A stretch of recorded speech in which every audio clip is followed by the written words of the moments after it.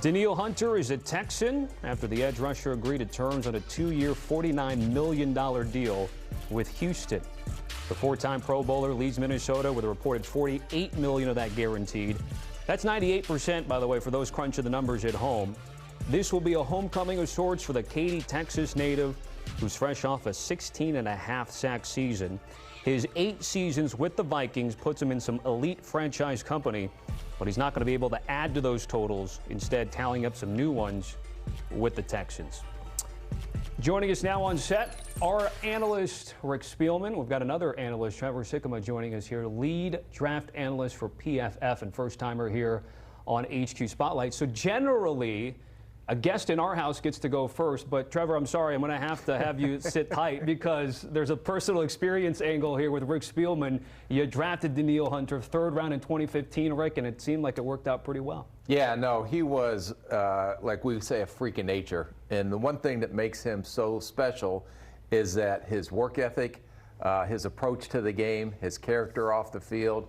And if you have all that and then put the player out there, and I give a lot of credit to Andre Patterson, our defensive line at the time, our D-line coach at the time, who developed him. And when you put him now with Will Anderson down in Houston, watching these two on tape, both of them play with high motor, high energy. They both come screaming off the edge. They got a great long arm, so it's speed to power to get to the quarterback, and it'll be fun to watch these two coming off the edge.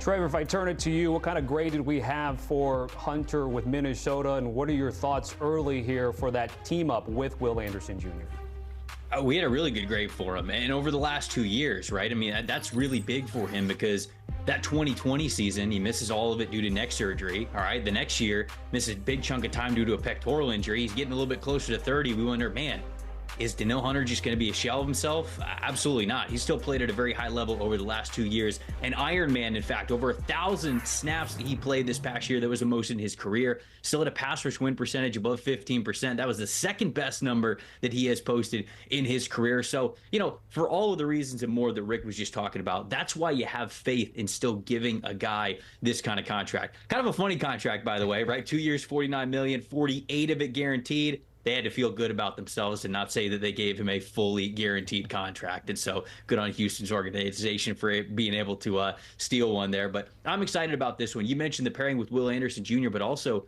they brought in Danico Autry, too, from the Tennessee Titans. I love that pass rush rotation that they're putting together on the edge, and I'm excited about that one. That was one of my favorite signings for sure. I'm glad you brought that up, Trevor, because just to button this up, Rick, we're talking about everyone's sort of doing the one-for-one with Jonathan Grenard going to Minnesota, Danielle Hunter going to Houston. But if you add Autry, you're talking about, what, 28 sacks versus 12.5 from last year. So, again, in totality, what do you think of all the moves that Houston's making right now? Yeah, no, I think they're making a run for the Super Bowl. And last year, I don't think anyone expected them to do what they did. They went to the postseason. I mean, they hit a home run in a draft, not only with C.J. Stroud, but with Will Anderson.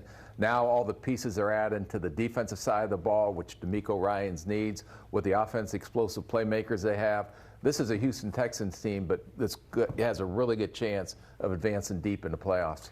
Trevor, let's get to the Rams here. Jonah Jackson on a 3-year, 51. They keep their guy Kevin Dotson on a 3-year, 48 and some change here.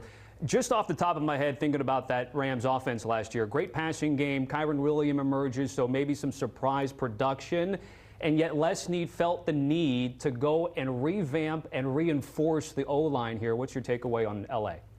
I love this move. Now, honestly, you look at 2 guards getting a big chunk of change. That's a lot of money for 2 interior players, right? Normally you reserve spending a lot of the cap on those offensive tackle guys. You feel like you don't have to spend as much on the interior, but I can see exactly why the Rams wanted to make this move. First and foremost, I think they hit a great one with Steve Avila last year in the draft, and he was able to play well. He's got guard center versatility, so now you can move him to that center position if you wanted. But when you look at the Rams last year, they ran zone only 155 times when it came to rushing the ball. That was the least in the McVay era. And on the flip side, they ran man or gap blocking concepts 228 times. That was the most in the McVay era. So we always think about, oh, McVay's offense, it's all about the zone blocking scheme, you know, outside zone, mid zone, things like that. But what McVay is really about is staying ahead of the curve, right? Acting, not just reacting.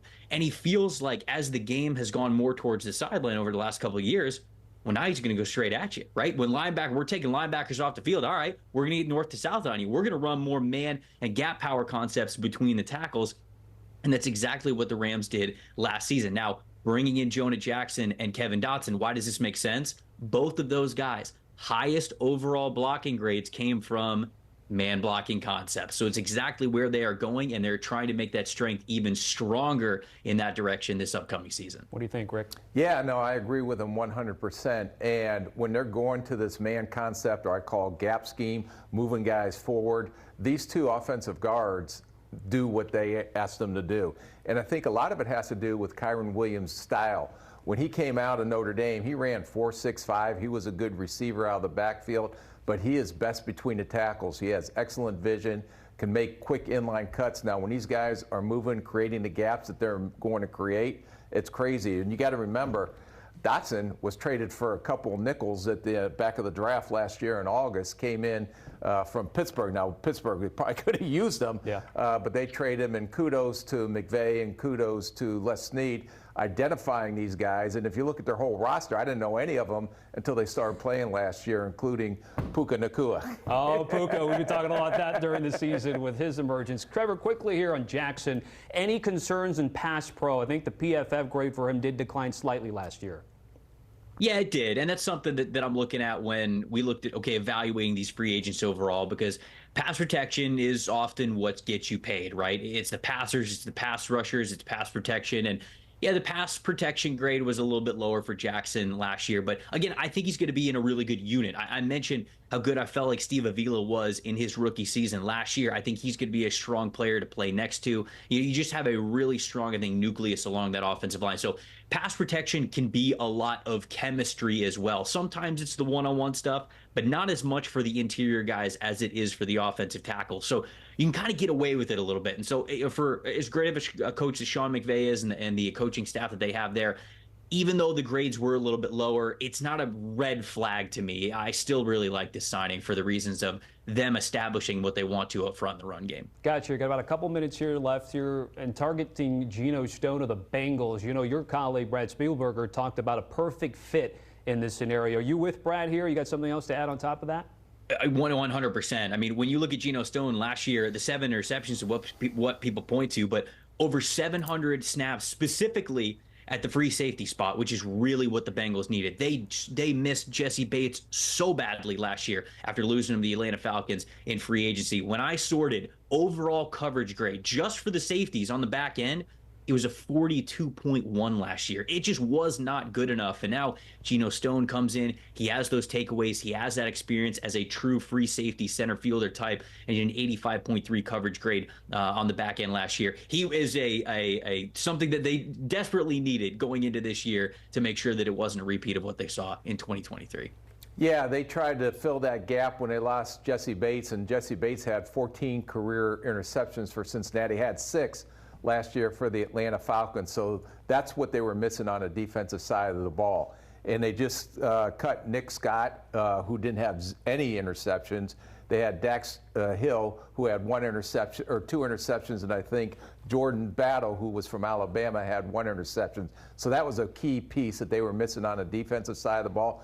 Geno Stone was another guy that you can't look at what his stats were coming out. He had some production and ball production at Iowa, but all of a sudden he took and hit full stride in his career last year, and what he was able to do led the AFC in interceptions, something that Cincinnati desperately needs, especially since losing Jesse Bates, and I think he'll fill that role. Rick, great stuff as always. Trevor, thanks for hopping on the show. We hope that it's going to be the first of many here on HQ Spotlight. Of course, check out his stuff over at PFF. Download the CBS Sports app for up-to-the-minute updates in terms of free agency. It was really nice to have on hand on Monday and Tuesday. Still time to scan that QR code and check out the app if you haven't already.